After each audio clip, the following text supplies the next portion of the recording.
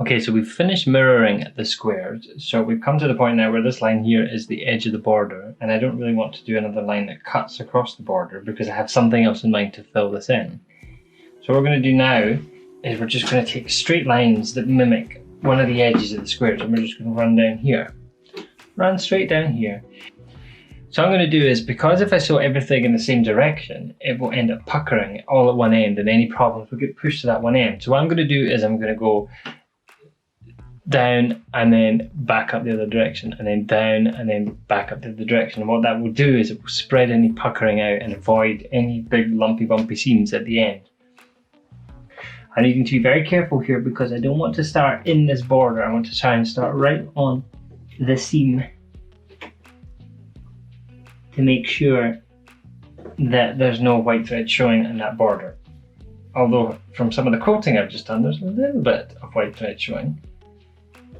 In hindsight, as a more experienced quilter now, looking back, I would not have picked this colour of thread for quilting. I would have picked something that blended in and wasn't really seen. But I've started, so I'll finish.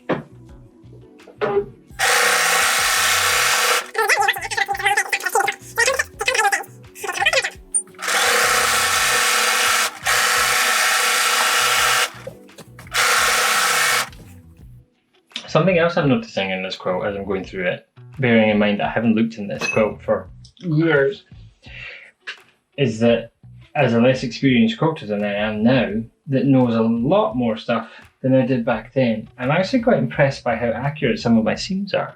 There's a lot of matching seams from block to block, which is pretty good, considering that was something I always struggled with, was to get my square seams. So any kind of 9 patch, 4 patch, anything like that, I would always struggle to get the seams matching, and this is actually pretty good apart from a few places where it's gone a little bit wobbly. But yeah, must have been doing something right.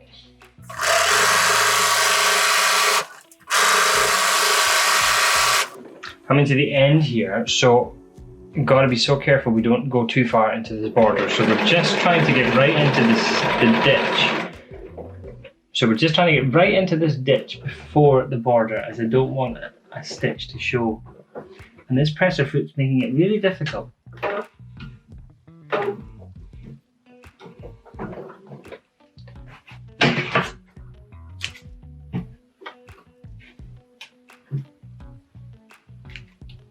Good, okay, so we've got ourselves long thread. So remember we said we've sewn from this side down the way. Oh crap. Crap. Okay, so in trying to tell you what I've done, I've taken a stitch right in the middle of the quilt. Let's just hope that just pulls right out. Good, okay.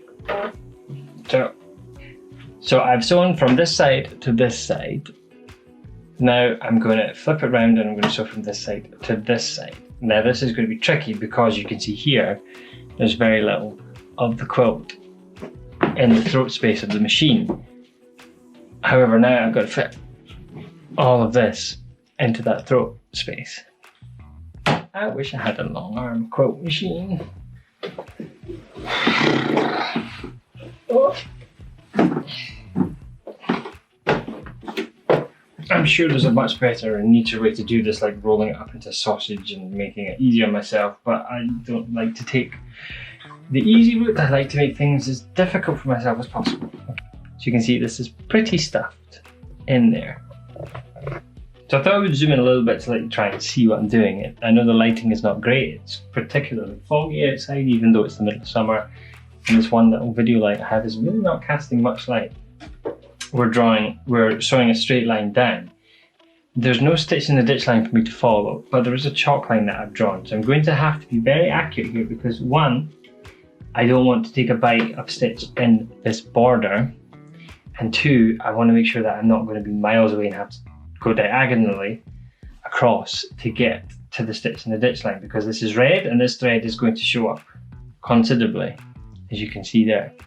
So we're going to take this really nice and slow.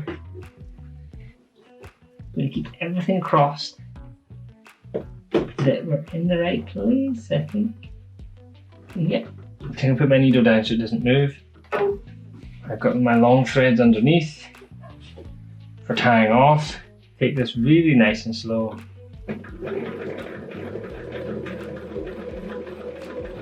Good. Okay, so we made it. So by just going really slow there and taking my time, I was able to get to that seam, and it's actually pretty straight, which is great. Okay, so off we go.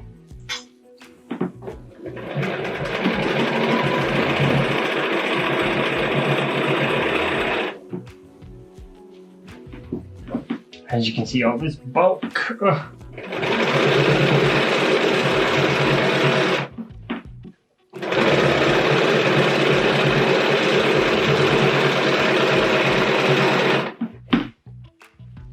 So again, there's lots of spaces here where there are no stitch in the ditch lines to follow. I have drawn some chalk lines on here, so I am trying to follow them. I will say that having all of this bulk here is making it really tricky to stay straight. So I'm going to just make a noodle a little bit. Okay, it's not perfect, but it's a bit better.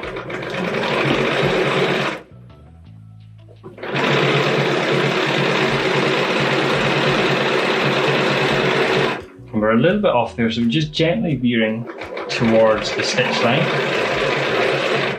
And this noodle actually makes it a little bit easier to maneuver the quilt because I can push the quilt using it.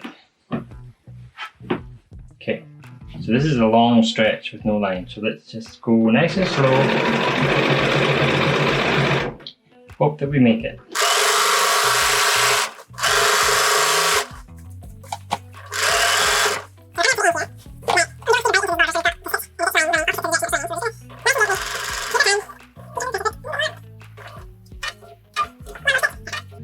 Okay, so it's kind of hard to get to the stitch in the ditch line accurately here because the stitch length is 3.5, so it's quite big. So you might just need a tiny little bite and then it takes a big massive stitch.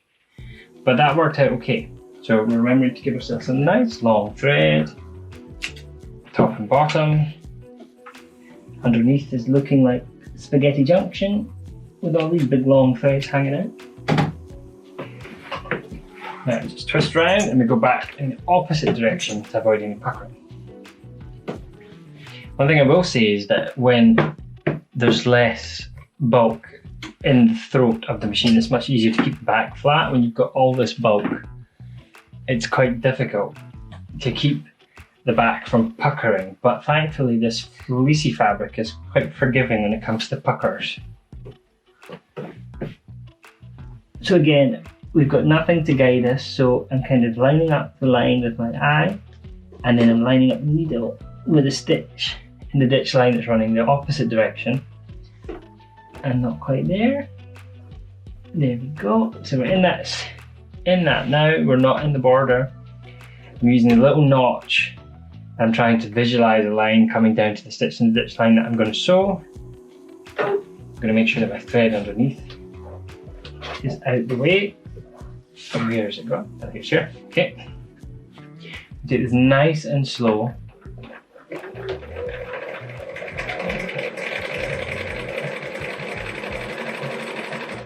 Good. And we made it. So slow and steady sometimes when you're doing these kinds of things, because otherwise, if I was just to go pedal to the metal, I would have potentially ended up being squint, and because it's a light thread on red, we don't want a squint line.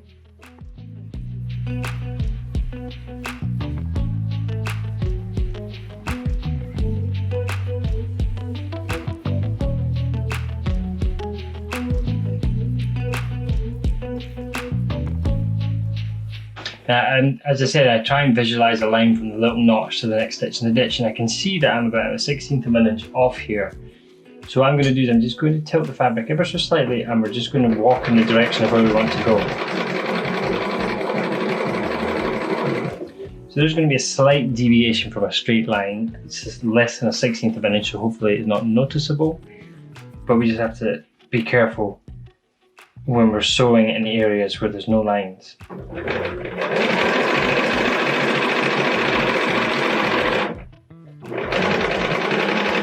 So we're coming up to the end here. There's a safety pin in the way that's going to make it difficult to be accurate. So we take that out. There's no line in this direction. So I'm just visualizing where I'm going. Taking it really slow, peeking under the pressure foot. Can't really see. One more stitch, one tiny little stitch, there we go. And we're right on the line, so that's fantastic. So needle up, big long thread, and a nice long thread underneath. Wow, that's too long. Because I've only got 2 more lines to sew on this. So again, we're back to putting all the bulk on the wrong side. So this time round, we have actually got a corner seam. So this will be much easier to get this started this time because we have a straight line that we want to sew along and we have a corner to get the needle right into so that it's nice and accurate and it's not taking a bit out of the border. However, I do have like the entire quilt on my knee now, so this is going to be tricky.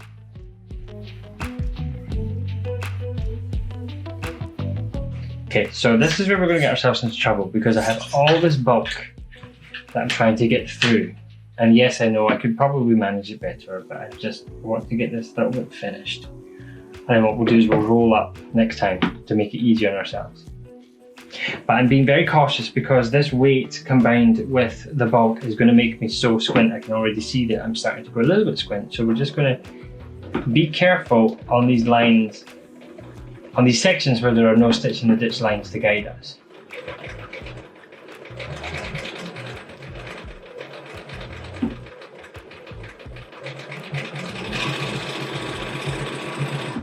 As you can see, I'm kind of struggling with the weight to get it through. I'm just going to twist this up a touch over a long arm quilt machine.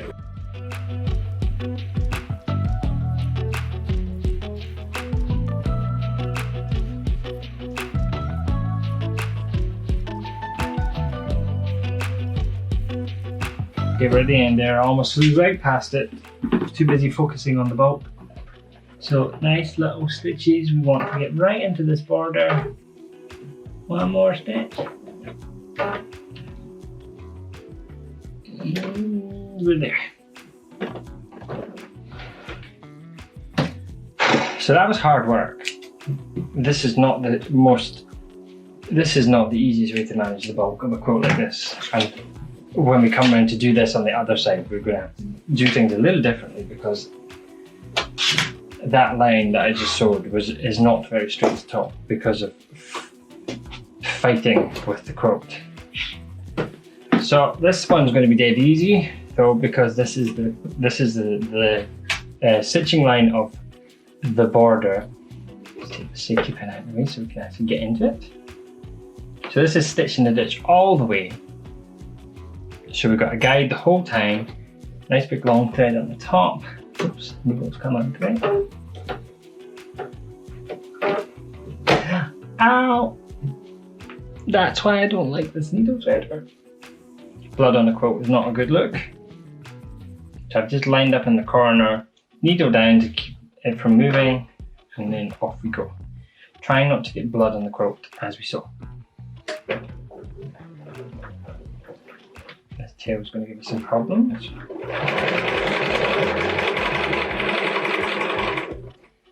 So this is the only thing with long tails is that they can get in the way. So you just have to be careful that you don't sew over them or get tangled up like we had before.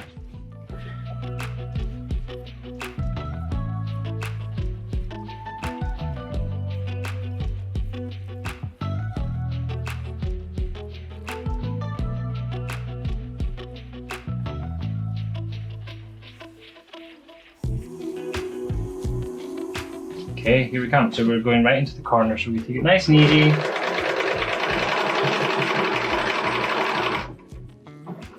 And just lifting the press foot to check. One more stitch. I think we're there. Yep, we're there. Good.